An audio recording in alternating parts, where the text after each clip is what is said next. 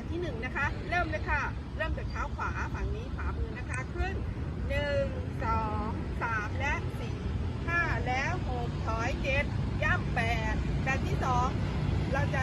เดินขึ้นข้างหน้า10ครั้งแล้วนะคะ1 2 3 4 5 6 7 8แบบที่3ไปซ้ายมือก่อนค่ะ1 2 3และ4 5 6 7และ8แบบที่4เราจะเดินสลับนะคะแล้วก็เปลี่ยนทิศเริ่ม1 2 3เหยียด4 5 6 7 8ยกค่ะจบแล้วค่ะต่อไปจะสาธิตด้านหลังนะคะอันนี้ขวามือค่ะเริ่มแบบที่1เลยค่ะ1 2 3และ4 5และ6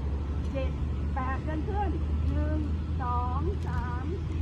5 6 7 8ออกซ้ายมือค่ะ1 2